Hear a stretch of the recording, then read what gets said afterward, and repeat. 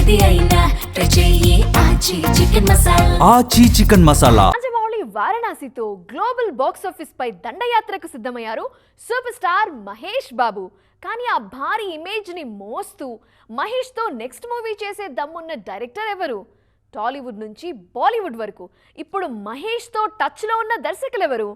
వాళ్లలో Mahesh green signal ఇచ్చే chance ఉన్న మేకర్స్ ఎవరు? డీటెయిల్ గా డిస్కస్ చేద్దామా?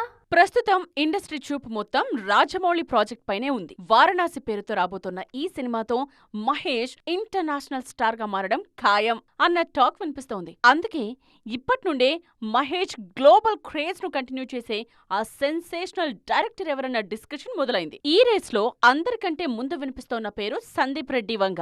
మహేష్ లోని మాస్ యాంగిల్ ను నెక్స్ట్ లెవెల్లో చూపించేందుకు వంగ ఇప్పటికే ప్లాన్ సిద్ధం చేసినట్టు టాక్. వీరిద్దరి కాంబో సెట్ అయితే బాక్స్ ఆఫీస్ దగ్గర వరల్డ్ బాంబ్ పేలినట్టే. ప్రెజెంట్ స్పిరిట్ పనుల్లో బిజీగా ఉన్న సందీప్ రెడ్డి వంగ చాలా రోజుల కిందటే మహేష్ కాంబోకు సంబంధించి హింట్ ఇచ్చారు. మహేష్ కూడా సందీప్ తో సినిమా చేసేందుకు ఆల్మోస్ట్ ఓకే చెప్పేశారు.